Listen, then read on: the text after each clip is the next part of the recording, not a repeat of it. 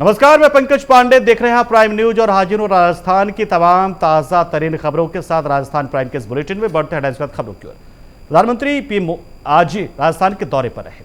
उन्होंने नाथ द्वारा में श्रीनाथ जी मंदिर के दर्शन किए। राजस्थान में इसी साल के अंत में विधानसभा चुनाव होने, लिहाजा ऐसे में पीएम मोदी की ओर से यह दौरा बेहद अहम माना जा रहा है। पीएम मोदी का मुख्यमंत्री अशोक गहलोत ने स्वागत भी किया। इस दौरान राज्यपाल कलराज मिश्रा और विधानसभा अध्यक्ष सीपी जोशी भी मौजूद रहे। तो पीएम मोदी यहां पर पहुंचे थे नाथ द्वारा में, जहां पर श्रीनाथ जी मंदिर के दर्शन किए। इसके अलावा यहां पर उन्होंने एक जनसभा को भी संबोधित किया और करोड़ों की योजनाओं की सौगात दी राजस्थान को। और चुनावी वर्ष ऐसे में माना जा रहा है कि पीएम मोदी का यह दौरा काफी मायने रखेगा आने वाले दिनों के। हालांकि यहां पर जब पहुंचे थे पीएम मोदी तो प्रोटोकॉल के हिसाब से प्रदेश के मुख्यमंत्री अशोक गहलोत भी मौजूद थे। इसके अलावा राज्यपाल कलराज मिश्रा भी मौजूद थे और विधानसभा के अध्यक्ष सीपी जोशी ने भी आगे बढ़कर अगुवाई की पीएम मोदी की। यहां पर पीएम मोदी ने श्रीनाथ जी के दर्शन किए और उसके साथ ही माउंट आबू में ब्रह्म कुमारी के शांति वन में जाकर कुछ पल भी गुजारा है। तो देखिए वो तस्वीरें, पीएम मोदी के राजस्थान दौरे की, एक दिवसीय दौरे पर थे, कई कार्यक्रमों में शामिल हुए हैं यहां पर। और यहां के मुख्यमंत्री अशोक गहलोत, यहां के राज्यपाल कलराज मिश्रा और यहां के विधानसभा अध्यक्ष सीपी जोशी ने पीएम मोदी का स्वागत किया है जैसे वो उनका हेलीकॉप्टर यहां पर पहुंचा।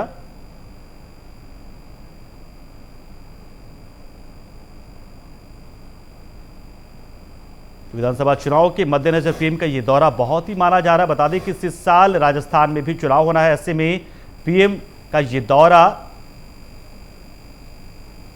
काफी अहम माना जा रहा है। और मगन प्रजापति हमारे सहयोगी इस खबर पर पूरी जानकारी के लिए जुड़ रहे। मगन, फिलहाल पीएम के दौरे से जुड़ी क्या जानकारी है, क्या क्या किया पीएम मोदी ने यहां पर?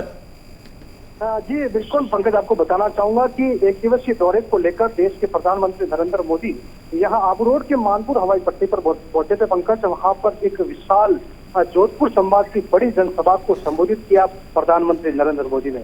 इस जनसभा को संबोधित करने से पहले हवाई पट्टी पर प्रधानमंत्री के पहुंचने पर भाजपा के प्रदेशाध्यक्ष सीपी जोशी, पूर्व मुख्यमंत्री वसुंधरा राजे, नेता प्रतिपक्ष राजेंद्र सिंह राठौर, तमाम जो भाजपा के दिग्गज नेता थे उनके द्वारा मोदी की इस दौरे को लेकर यहाँ आबू रोड हवाई पट्टी पर पहुंचने पर उनका जोरदार सभी ने स्वागत किया। उसके बाद में एक विशाल जोधपुर संवाद की सबसे बड़ी विशाल जनसभा को देश के प्रधानमंत्री नरेंद्र मोदी ने आम जन को संबोधित किया। जी पंकज। और इसके अलावा यहाँ पर जो उनका कार्यक्रम था, जैसे मंदिर का दर्शन करना, वो कैसा रहा उनका, श्रीनाथ जी का, और ब्रह्म कुमारी के शांतिवन जाना, ये सब कैसे रहे उनके दौरे?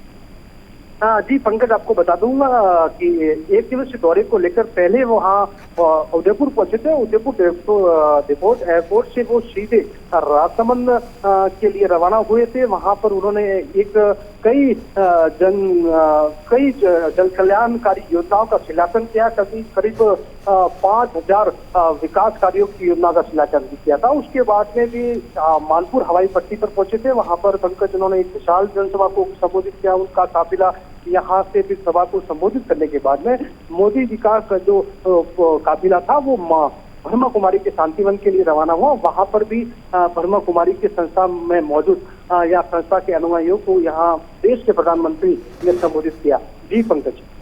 चलिए, बहुत शुक्रिया मगन, हमारे साथ जुड़े आप, जानकारी आपने दी। तो पीएम मोदी राजस्थान के दौरे पर एक दिनों का दौरा था, नाथ द्वारा पहुंचे थे। यहाँ पर श्रीनाथ जी के दर्शन किए, करोड़ों की योजनाओं की सौगात दी प्रदेशवासियों को और क्षेत्रवासियों को। इसके अलावा ब्रह्म कुमारी के शांतिवन में भी कुछ वक्त गुजारा।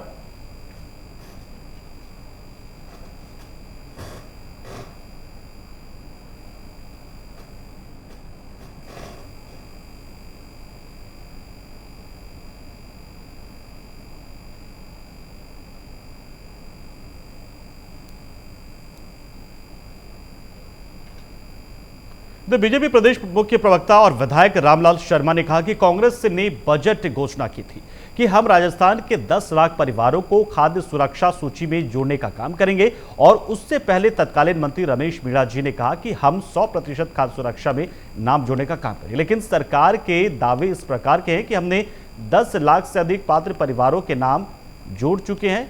लेकिन इसके बावजूद भी आज राहत कैंपों के अंदर सबसे ज्यादा मांग खाद्य सुरक्षा के नाम जोड़ने वालों की आ रही है।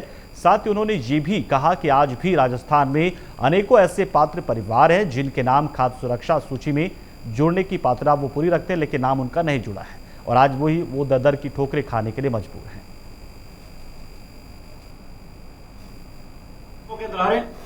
कांग्रेस ने बजट घोषणा की थी कि हम राजस्थान के 10 लाख परिवारों को खाद्य सुरक्षा में जोड़ने का काम करेंगे और उससे पहले मंत्री जब रमेश मीणा जी थे तब उन्होंने कहा था कि हम 100% खाद्य सुरक्षा में नाम जोड़ने का काम करेंगे।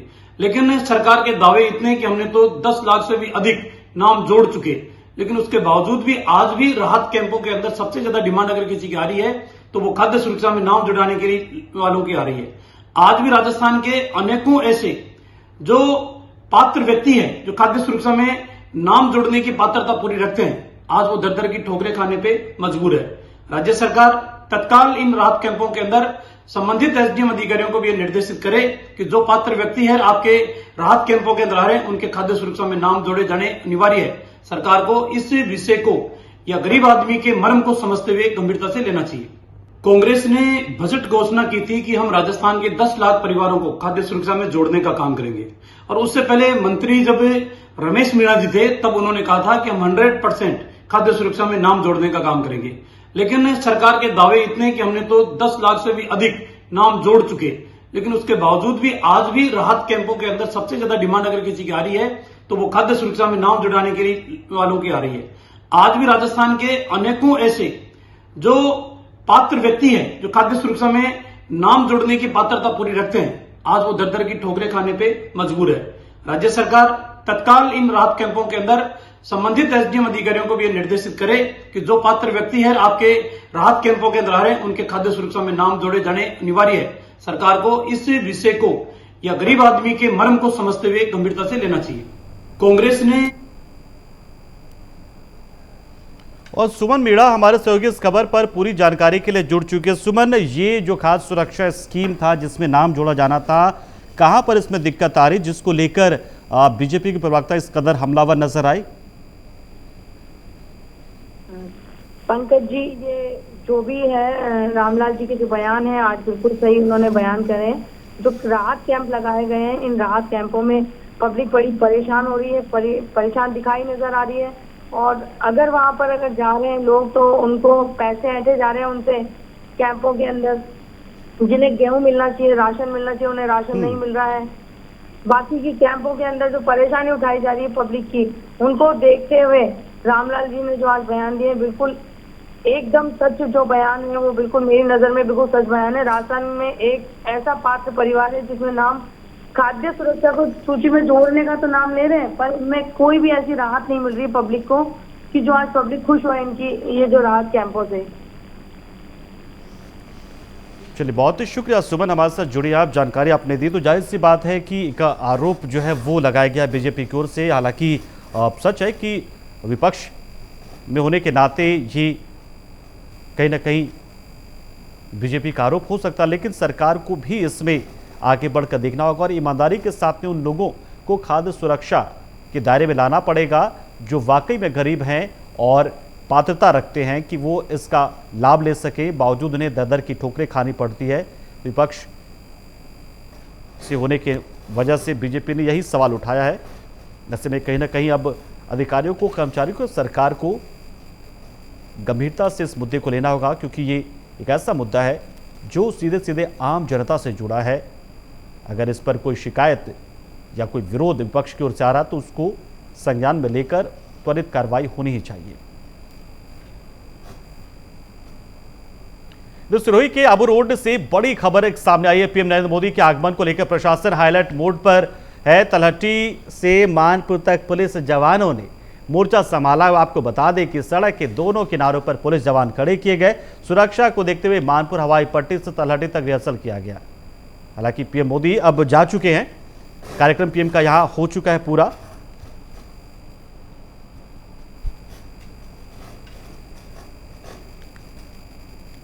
ये तस्वीरें पहले ही हम आपको दिखा रहे हैं कैसे पीएम यहां पर पहुंचने वाले थे और उनके आगमन रूट पर रिहर्सल किया गया ताकि पीएम का कार्यक्रम बिना किसी चूक के पूरी तरीके से संपन्न हो, सफलतापूर्वक संपन्न हो, और ये सफलतापूर्वक संपन्न भी हुआ। पीएम मोदी समय पर पहुंचे, अपने कार्यक्रम में शामिल हुए और फिर उसके बाद रवाना हो गए।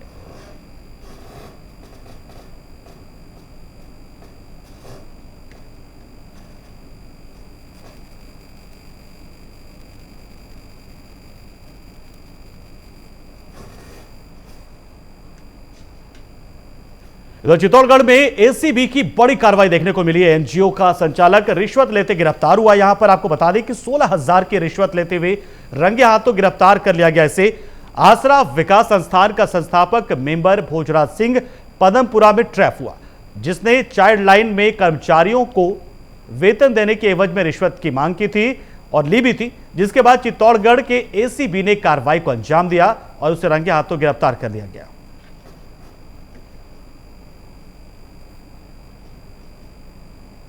तो एंटी करप्शन ब्यूरो ने एनजीओ के संचालक को गिरफ्तार किया, जो कर्मचारियों को वेतन देने के एवज में उनसे रिश्वत की मांग कर रहा था।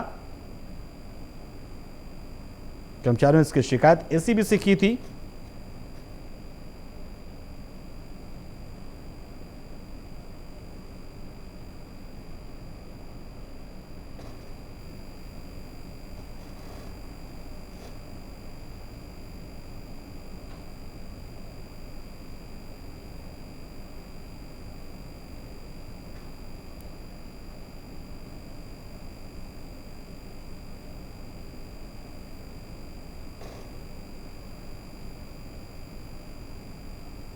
तो देखिए किस तरीके से एनजीओ की आड़ में वित्तीय अनियमितता बरती जा रही थी और रिश्वत लिया जा रहा था, और इसी रिश्वत के लेने की जानकारी एसीबी को दी गई थी, यानी कि एंटी करप्शन ब्यूरो को। इसके बाद टीम ने जाल बिछाया और रंगे हाथों से गिरफ्तार किया गया। केमिकल लगे नोटों के साथ में गिरफ्तार किया गया। वो नोट जो बतौर रिश्वत दिए गए थे इसे, वो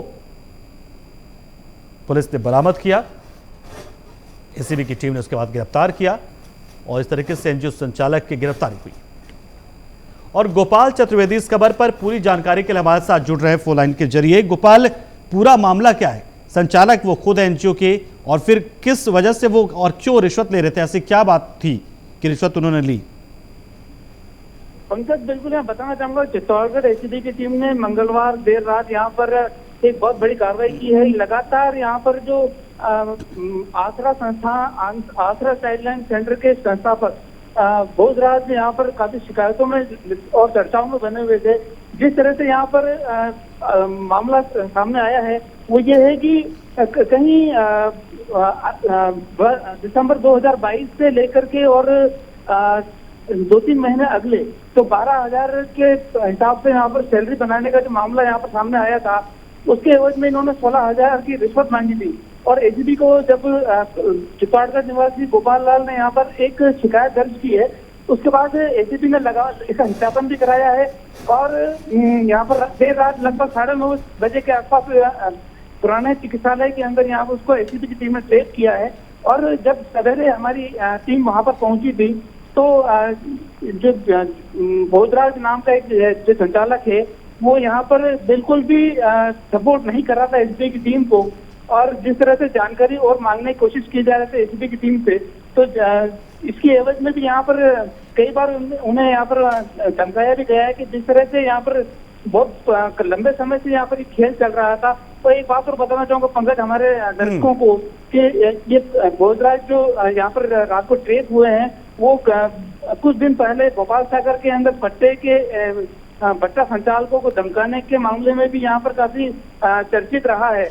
और वहां से कुछ समय पहले कुछ छोटे बच्चों को यहाँ पर रेस्क्यू करके और सीडब्ल्यूसी के दफ्तर लाया गया था। उस समय कपासन विधायक अर्जुन लाल जिनकर से भी काफी होटोक का सामना उनको करना पड़ा था, जब मीडिया कर्मियों से भी दुर्व्यवहार की सूचना यहाँ पर मिली थी। तो आखिरकार यहाँ पर काफी लंबे समय के बाद इस कार्रवाई का इंतजार किया जा रहा था। काफी शिकायतें भोजराज के खिलाफ मिल रही थी एसीबी की टीम को, और आखिरकार यहाँ पर देर रात को यहाँ पर एसीबी की टीम ने ट्रेस किया है। और अभी कुछ देर पहले उदयपुर में एसीबी की स्पेशल कोर्ट में उसे पेश किया गया है। कुछ देर बाद जानकारी मिलेगी यहाँ पर कि उन्हें जेल भेजा जा रहा है या पूछताछ के लिए रिमांड लिया जा रहा है। पंकज, चलिए, बहुत शुक्रिया गोपाल, हमारे साथ जुड़े आप, जानकारी आपने दी। तो एक एनजीओ संचालक देखिए गिरफ्तार हुआ है और देखिए एनजीओ जिस उम्मीद की जाती है कि वो बेहतर काम करेगा और सरकारी बाबुओं के मुकाबले ये एनजीओ से बहुत ज़्यादा उम्मीदें लोगों को होती है क्योंकि वो काफ़ी ईमानदारी के साथ काम करते हैं। लेकिन देखिए इस ईमानदारी के काम में भी कैसे भ्रष्टाचार का घुन लगा था कि यहाँ पर रिश्वतखोरी हो रही थी और इसलिए संचालक को गिरफ्तार किया गया।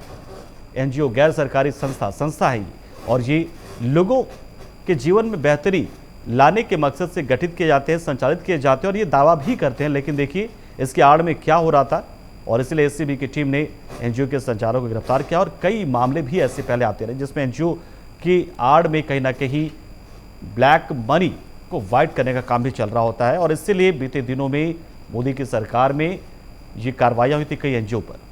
तो धौलपुर जिले के राजाखेड़ा के नागर गांव में पहुंचे बाड़ी विधायक गिरिराज सिंह मलिंगा। महाराणा प्रताप की मूर्ति के अनावरण के कार्यक्रम में उन्होंने हिस्सा लिया। उन्होंने बिना नाम लिए राजाखेड़ा विधायक को हराने के लिए समाज के लोगों को एकजुट होने की अपील की। उन्होंने कहा कि कोठियों का राज खत्म कर ब्राह्मण को जिताओ। विधायक मलिंगा ने लोगों से कहा कि अगर खुद नेता नहीं बन पा रहे तो ब्राह्मण समाज के लिए खुद को समर्पण करें।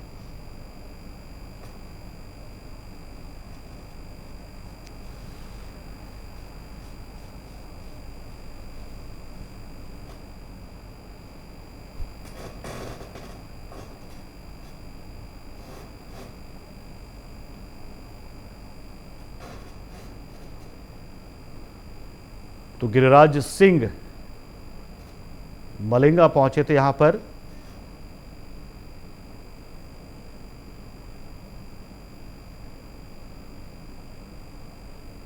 धौलपुर से ये खबर इस वक्त आ रही है।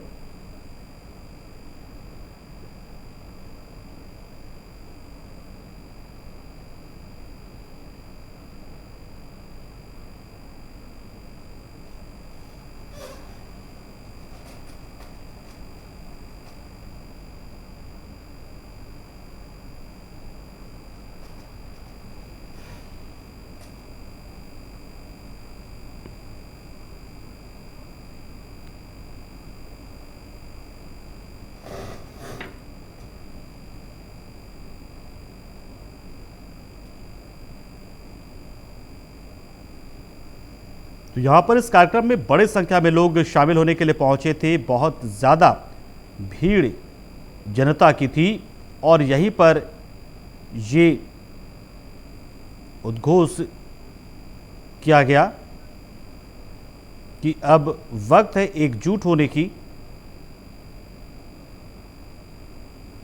सभी लोग जाति पाति से ऊपर उठकर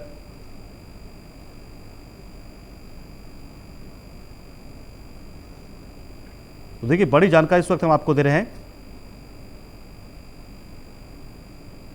महाराणा प्रताप की मूर्ति के अनावरण कार्यक्रम में ये बयान दिया गया। उन्होंने कहा कि कोठियों का राज हमें खत्म करना है।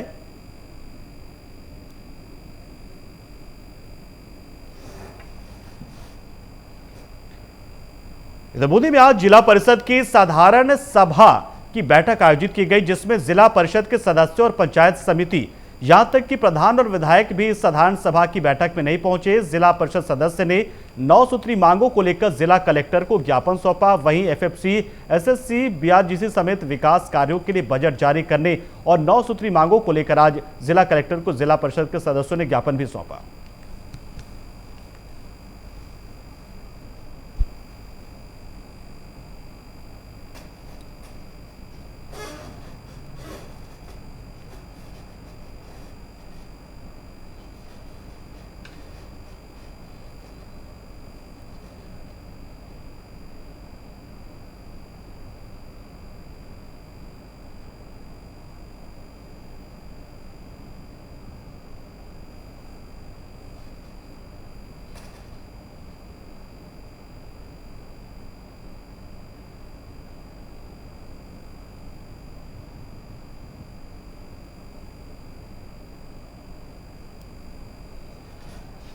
और हरीश आचार्य हमारे साथ जुड़ चुके इस खबर पर पूरी जानकारी के लिए। हरीश, देखिए बहुत ही जोर शोर के साथ यहाँ पर ज्ञापन सौंपने लोग पहुंचे, लेकिन उसमें वो तमाम लोग जो होने चाहिए थे वो नजर नहीं आए। क्या गुटों में बटी नजर आ रही थी? क्या ये जो परिषद है वो गुटों में बटी हुई है? जी, आज मैं बताना चाहूंगा इसके अंदर आपको जो बूंदी जिले की जिला परिषद की साधारण सभा की बैठक थी, उसके अंदर मंत्री अशोक चांदना भी आने थे और जिला परिषद सदस्य भी सारे होने थे, लेकिन कोरम पूरा नहीं होने के कारण कहीं जो जिला परिषद के सदस्य है उन्होंने आज इसका मीटिंग का बहिष्कार कर दिया, साधारण सभा का बहिष्कार कर दिया। इसको देखते हुए जो है नगर परिषद जिला परिषद के जो है जिला प्रमुख उन्होंने और मुख्य कार्यकारिणी अधिकारी है उन्होंने आगे के समय के लिए मीटिंग स्थगित की है। अब इसके अंदर कई जो है सरकारी मांगे हैं, सरकार से पहले भी ये जो सदस्य है वो मांग कर चुके हैं अपने, जैसे एफएफसी को लेके, एसएफसी को लेके, बीआरटीसी को लेके, माडा महानरेगा योजना के तहत जैसे अपनी जो है इस तरीके की जो योजनाएं सरकार द्वारा चलाई जा रही है उसके अंदर पूर्ण रूप से सरकारी तंत्र कार्य नहीं कर पा रहा है। जी हरीश, ये मतलब जो नाराजगी थी सदस्यों की वो किस वजह को लेकर थी? आखिर वो क्यों परिषद की इस बैठक में शामिल होने के लिए नहीं पहुंचे? उसके अंदर जो मेन मांगे थी उनकी जो कई जो महानरेगा योजना आदि जैसे कि माडा योजना है, एसएफसी योजना है, इनकी जो पूरी तरीके से है परिषद उनके समान रूप से सदस्यों की अनुसार विकास कार्य नहीं करवा पा रहे हैं। जो सदस्य काम करवाना चाह रहे हैं अपने क्षेत्र में उनका कार्य पूर्ण रूप से योजना के अनुरूप नहीं हो पा रहा है, या योजना पूरी तरीके से सरकार के जो अधिकारी बैठे वो पूरे तरीके से लागू नहीं कर पा रहे हैं। इस कारण से वो कह रहे हैं हम अपने क्षेत्र में अपनी जनता है, हमारे जो साथी लोग हैं, हमारे जो ग्रामीण एरिया के जो जनता है उनको हम किस तरीके से जवाब दें। सरकार ने योजनाएं निकाली लेकिन वो योजनाएं पूर्ण रूप से पूरी नहीं हो पा रही है। और दूसरी उनकी जो मेन मांग है वो मासिक वेतन को लेकर है। जिला परिषद सदस्यों का मासिक वेतन जो है वो 30,000 रुपए प्रति माह व मीटिंग बता 5,000 रुपए और पेंशन योजना लागू की जाए, इसको लेके उनकी थी जो मेन मांगे थी मेन। जी चलिए, बहुत ही शुक्रिया हमारे साथ जुड़े आप, जानकारी आपने दी।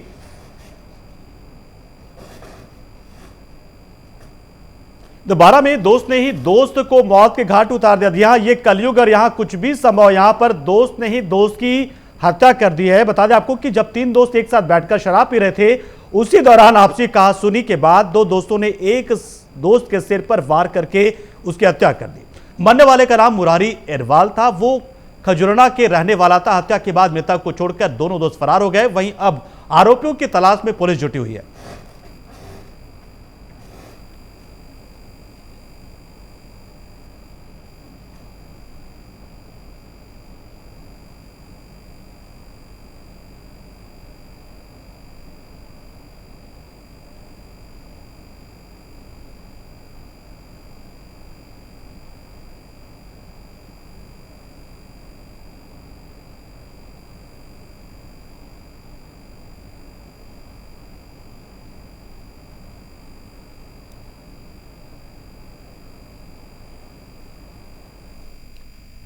चित्तौड़गढ़ में करोड़ों रुपए से बनकर तैयार हुई चौपाटी नशेड़ियों और सटोरियों का अड्डा बन चुकी है। नगर परिषद ने बंद रेलवे फाटक के पास चौपाटी का निर्माण करवाया।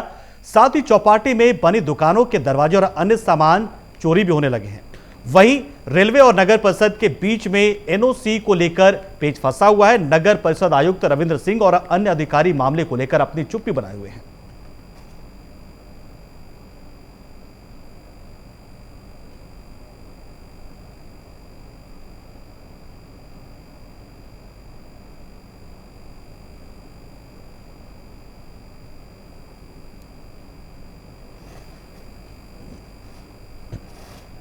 बूंदी जिला अस्पताल में तैनात रेजिडेंट डॉक्टरों को पिछले 6 माह से सैलरी नहीं मिल पाने पर जिला अस्पताल में तैनात सभी रेजिडेंट डॉक्टरों ने जिला कलेक्टर से मुलाकात की और अपना ज्ञापन सौंपा। उन्होंने जिलाध्यक्ष से 9 माह का बकाया पेमेंट दिलाने की मांग की। इस पर जिलाध्यक्ष ने उन्हें आश्वस्त करते हुए कहा कि जल्द ही उनकी मांगों पर फैसला किया जाएगा और उनकी मांगों को पूरा किया जाएगा। आपको बता दें कि ऐसा पहली बार नहीं हुआ है जब रेजिडेंट डॉक्टरों का सैलरी रुका हो।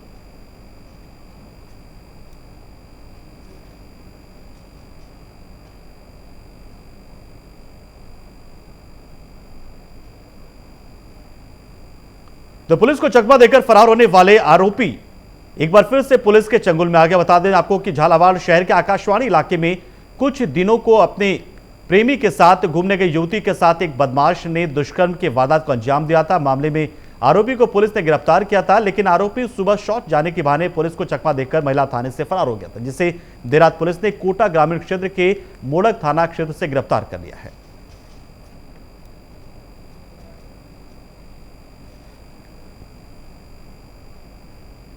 और इस बुलेटिन में इतना ही, लेकिन खबरों का सिलसिला प्राइम न्यूज पे लगातार जारी। आप बने रहिए हमारे साथ। नमस्कार।